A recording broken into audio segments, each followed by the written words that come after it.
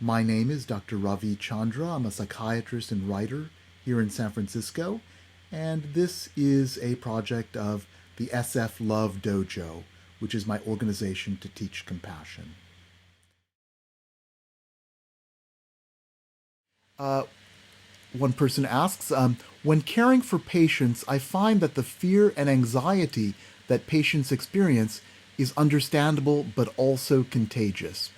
How do we deeply connect with the patient but also not let those emotions affect us? Okay. Well, I think I think you probably as a healthcare provider, you've probably had many incidents of this, and I'm sure you already have a lot of resilience and experience at managing a distressed patient. So I think certainly the first step is to not forget that as human beings, we all, probably have some capacity to deal with that. But I think also generating that internal response of compassion. And I can talk about that briefly now. The process of compassion has four components. First, to notice the suffering. Second, to have an inner response about the suffering. Third, to develop the urge to help. And fourth, to actually take an action to relieve the suffering. And so that's important to remember that these, to go through that process again, noticing suffering, having an emotional response, often a feeling of sadness or feeling of tension or a wish to help, then cultivating the wish to help on of the person who is suffering, and finally to take an action to relieve suffering. And what I'll talk about in the next section is really cultivating that inner response. We might not be able to solve the problem that a suffering patient or suffering friend has, and it's not, sometimes that's way above our pay grade, but to at least cultivate that internal response of compassion and active compassion. And I think that's what helps us. Okay, so if the person who asked that question, you can let me know if that answered your question, and if not, just send me another message. Another person asks, please explain the difference between compassion and empathy. So empathy, I like to think of it as a spectrum. There's pity, sympathy, empathy, and compassion is how I like to think of it. And pity is, you can all think about them as kind of distance from the person and who's experiencing suffering. Pity, you're looking down on them. Sympathy, you might be more on the same level, but you're just having this feeling. Empathy, you're really resonating with their emotional experience. And compassion is that sense that I want to help them, and I will take some action, at least internally, to be helping them. So that's the difference between compassion and empathy. Yeah, it's actually that active process of wanting to help. And that actually produces resilience, prevents burnout again. And empathy tends to produce fatigue because you can become a sponge and just absorb the difficulty and the stress and just resonate with it.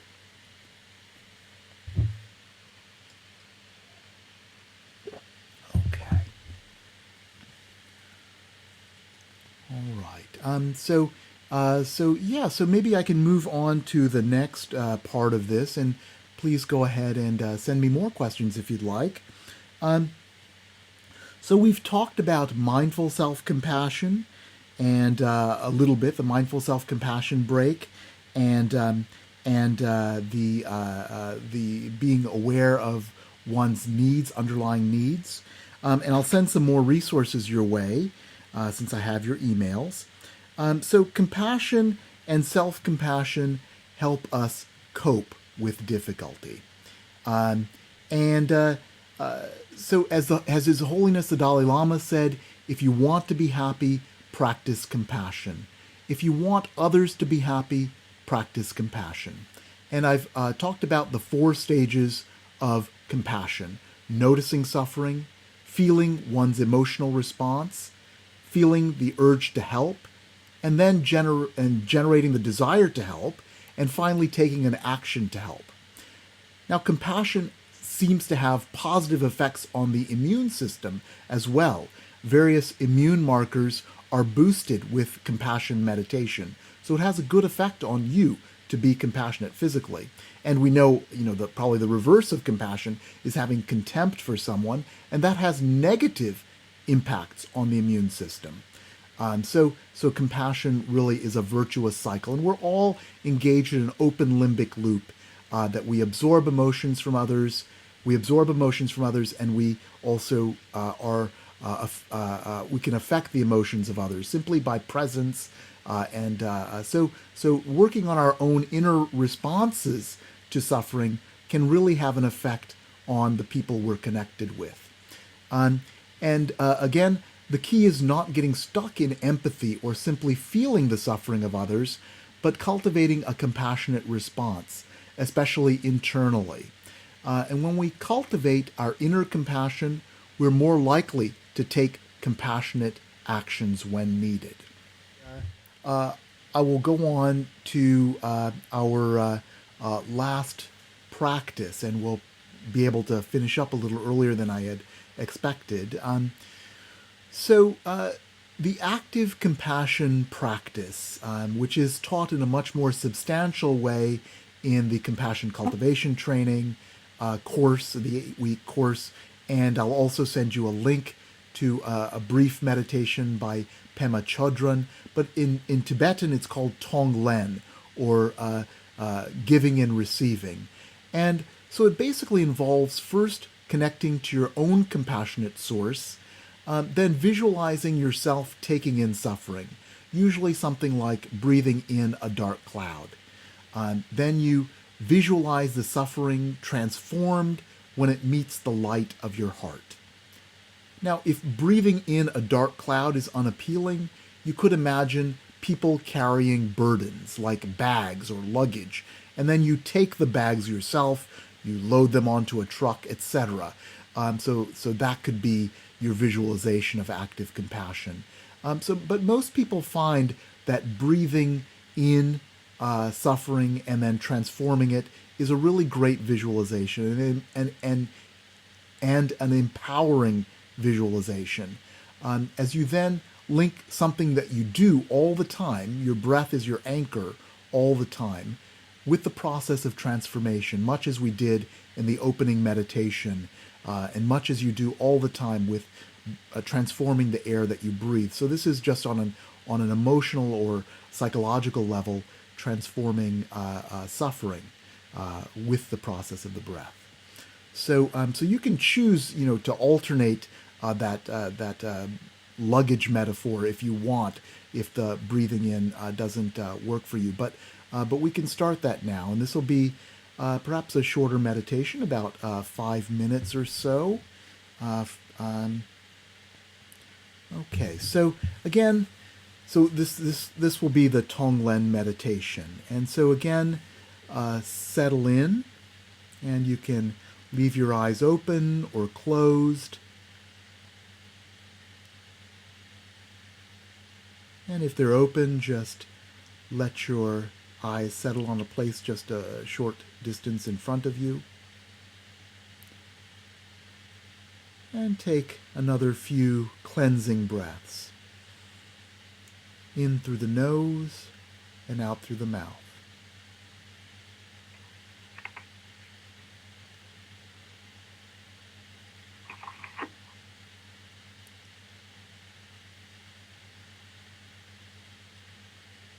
And with your mind, I'd like you to visualize a compassionate or benevolent figure. Perhaps it's someone in your life who's very loving and warm and compassionate. And just visualize them. Could also be a spiritual teacher or religious figure. and just visualize them in your mind.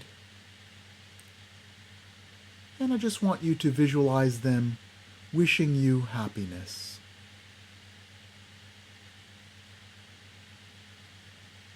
May you be free from suffering.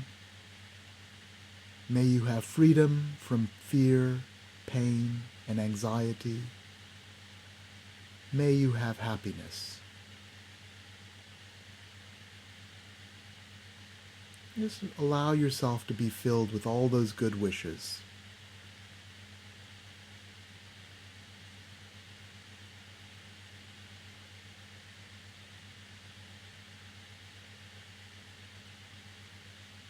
Now I want you to expand your awareness to the beings in your community, in your city, your county, your country, your world. And just expand your awareness to include them. And imagine their suffering as a dark cloud. It could be personal suffering. You could just imagine your own personal suffering as a dark cloud. Or the communal suffering, the suffering of this crisis, the suffering of all beings. I want you to just gently breathe in that dark cloud just a little bit. And imagine that when it enters you, it touches a light at your heart, and this transforms the cloud of suffering completely and transforms it to light.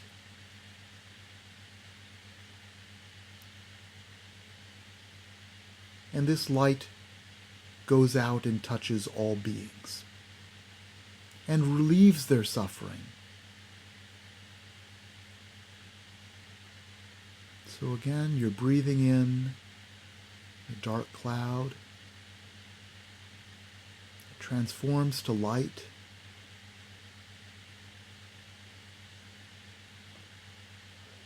And expands to take away the suffering completely.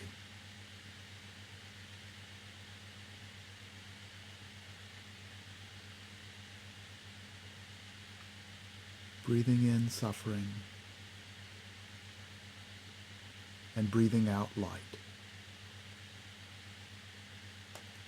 And continue in this way for another minute or so.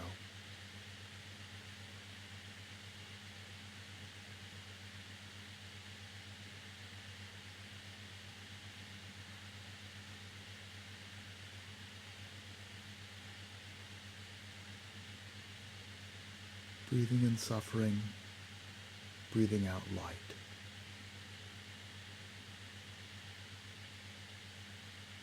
And you can say to yourself, to all those beings, to yourself or to all the beings you held in your mind, may you be free from suffering. May you have freedom from fear, pain, and anxiety. May you have happiness.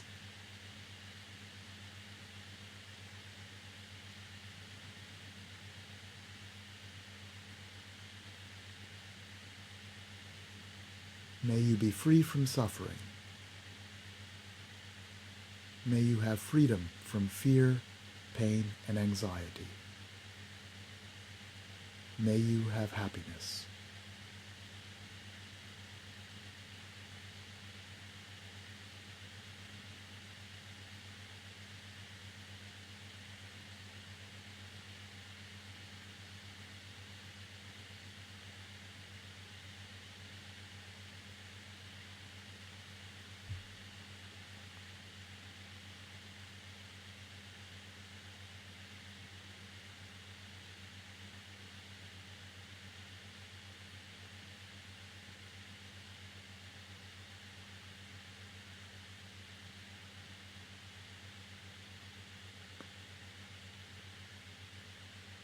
Now just gently let that meditation and visualization go and return your awareness to just your breath.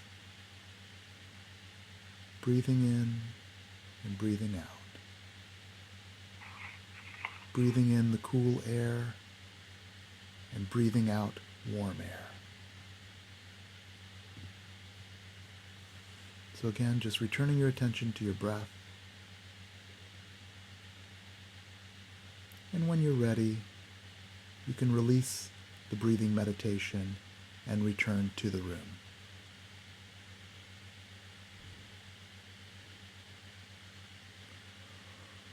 Okay. Well, thank you. I'm sorry there was a little bit of a technical bobble in the middle there. I see there is a question. Yes, someone asked what this meditation was called again. Tonglen, Tonglen, Tonglen meditation, giving and receiving.